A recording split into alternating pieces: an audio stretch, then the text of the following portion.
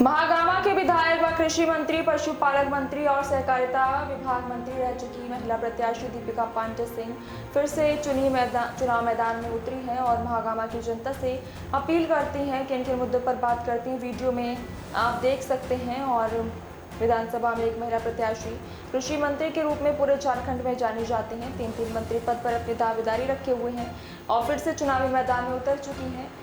और क्या आप आगे व्यक्त करना चाहते हैं, आप वीडियो में देख सकते हैं। कोटा से सोनू कुमार की रिपोर्ट। बैठक यहाँ रखा था, मुझे आमंत्रित किया। जीत कैसे सुनिश्चित की जाए उसके लिए उन लोगों ने मंत्रणा की और मुझे टिकट मिलने पर खुशी जाहिर किया है, सम्मानित किया।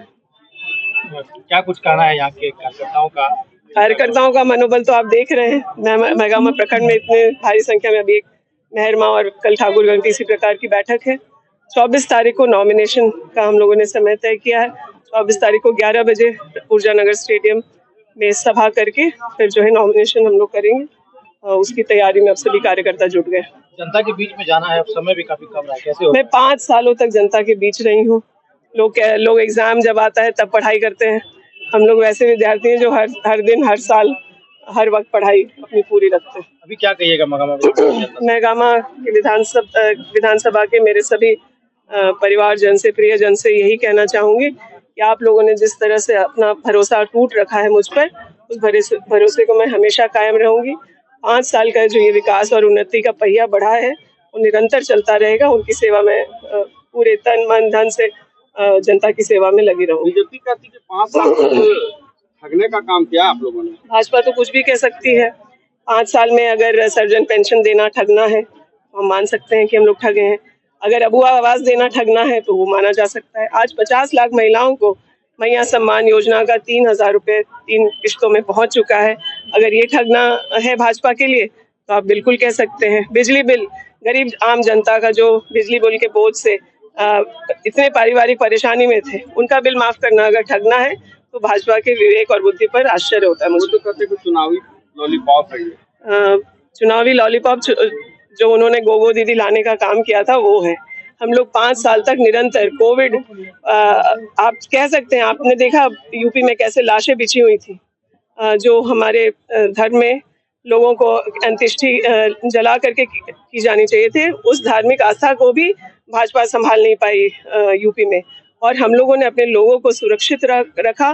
मिनिमम मोर्टेलिटी लोगों का बीमारी से देहांत हुआ और उनको सुरक्षित दूसरे राज्यों से लाना और अपने राज्य में सुरक्षित रखना भी हम लोगों ने सुनिश्चित किया। बांग्लादेश में एक बड़ा मुद्दा बीजेपी बनाने का प्रयास कर रही है, क्या लगता है कितना बड़ा ये मुद्दा हो पाएगा? उनका ये मुद्दा फ्लॉप हो गया है और उनको वापस उन्हीं के मुंह पर एक तमाचे की तरह गया है।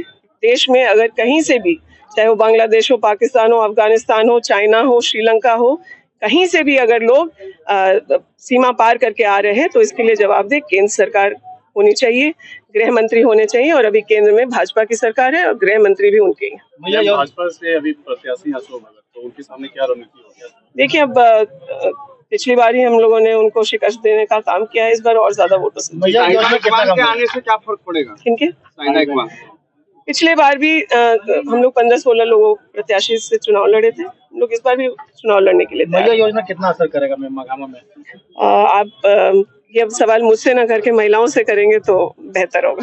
विधानसभा में कोई ऐसी योजना है जो पारित हुई और योजना आप शिलान्यास नहीं कर पाए, जो आपको मिला? अभी जैसे पारित योजनाओं में है कई ऐसे जो इसको जो कैबिनेट से पास हो गया, जैसे रुंझी में जो डिग्री कॉलेज पास होने का काम हुआ है।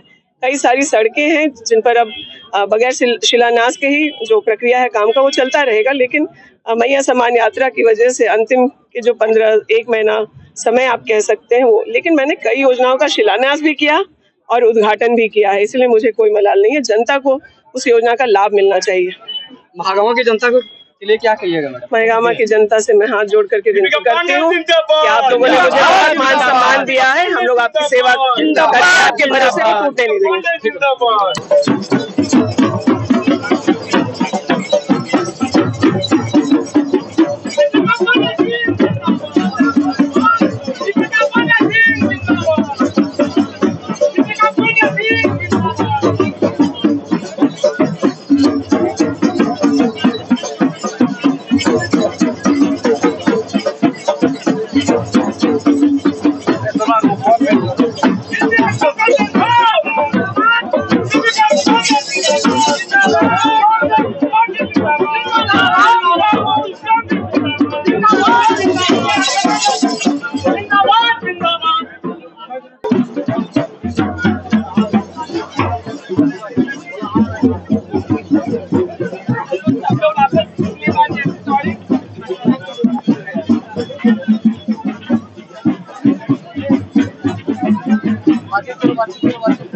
रोजगार नहीं आ रहा।